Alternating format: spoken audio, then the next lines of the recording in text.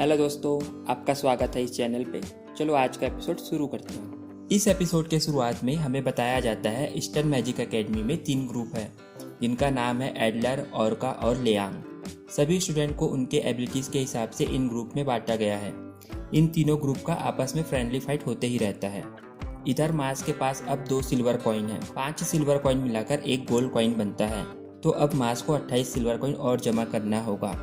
अब मत बोलना मेरा कैलकुलेशन खराब है, क्योंकि ऐसा मैं नहीं, मास बोल रहा है। जिसे सही करते हुए फिन बोलता है तुम्हें सिर्फ 3 सिल्वर कॉइन और चाहिए। तभी उसे याद आता है कि उन्होंने अभी तक अपना असाइनमेंट कंप्लीट नहीं किया है, जिससे दोनों घबराने लगते हैं। तभी वहाँ लांस आ जाता है और दोनों को बोलता है तुम दोनों इतने आलसी हो कि अभी तक तुमसे एक असाइनमेंट नहीं हुआ। तुम दोनों हमारे ग्रुप का नाम खराब कर रहे हो। आगे लांस उनकी असाइनमेंट में हेल्प करता है। असाइनमेंट में उन्हें एक पोशन बनाना था, जिसके लिए लांस एक मैंड्रैगोरा निकालता है और बताता है अगर तुमने इसे शांत कर दिया तो ये सबसे अच्छा सामान है पोशन बनाने के लिए, और एक जादू से मैंड्रैगोरा को शांत करके भी दिखाता है। अब फिन और मास की बारी थी, पर फिन उसे शांत नहीं कर पाता, जिसे देख मास बोलता है तुम सही से नहीं कर रहे, रुको मैं करके दिखाता हूँ। और जब मास ट्राई करता है तो उसका मैंड्रैगोरा और जोर से चिल्लाने लगता है, पर लांस के समझाने पर फिन अपने मैंड्रैगोरा को शांत कर लेता है, जिस पर फिन उसे थैंक यू बोलता है। इधर मास का मैंड्रैगोरा बहुत बड़ा हो जाता है और मास पर अटैक करने लगता है, जिसे बचकर मास उसे एक थप्पड़ लगाता है, जिससे वह शांत हो जाता है और दोनों को बोलता है देखो मैंने भी इसे शांत कर दिया। आगे लांस बताता है कि एक बार ये शांत हो जाए तो पोशन बनाना बहुत आसान है, और दोनों को बनाकर भी दिखाता है, जिसे देख फिन बोलता है ये बिल्कुल भी आसान नहीं है। पर मास बोलता है अगर इसमें जादू का इस्तेमाल नहीं करना है तो ये बहुत आसान है, और पोशन बनाने लगता है, पर पोशन की जगह क्रीम पफ बन जाता है, जिसे देख लांस बोलता है तुम्हें सिर्फ लड़ना आता है, बाकी चीज़ों में तुम यूजलेस हो।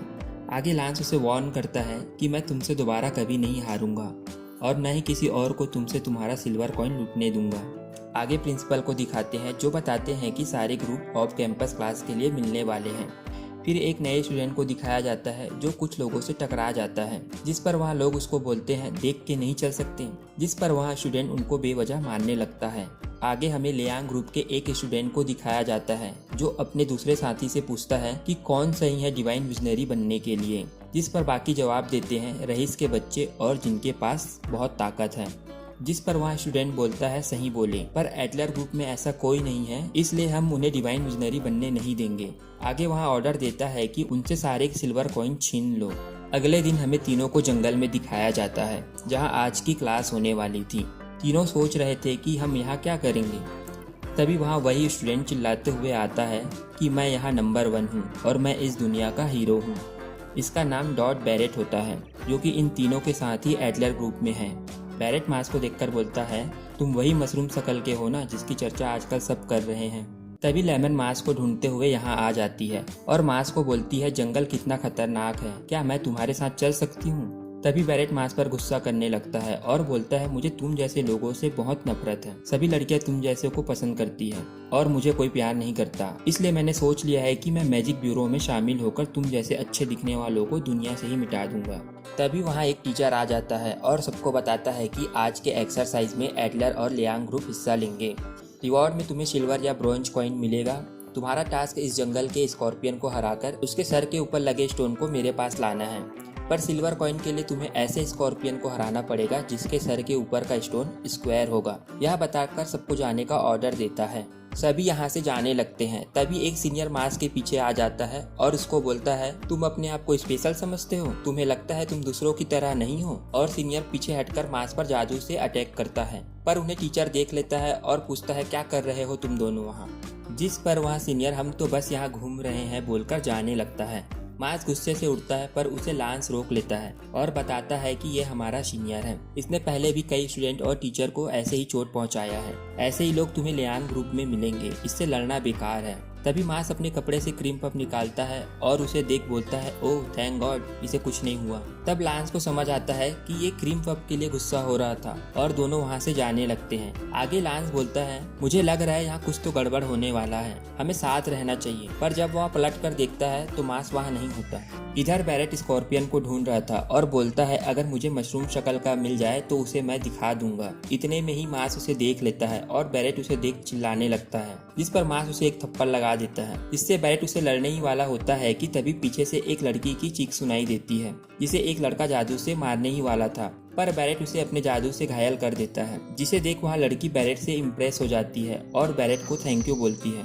आगे हमें उस सीनियर को दिखाया जाता है जिसने पहले ही एक स्कॉर्पियन को मारकर उससे स्क्वायर स्टोन निकाल लिया था। फिर से हमें बैरेट और उस लड़की को दिखाते हैं। क्योंकि बैरेट लड़कियों के मामले में अनाड़ी था, तो बैरेट उस लड़की से बात नहीं कर पाता और पागलों की तरह अपने आप को ही मारने लगता है और वहीं गिर जाता है। पर यहाँ हमें पता चलता है कि उस लड़की ने अपने जादू का इस्तेमाल कर बैरेट को प्यार में फंसा लिया है।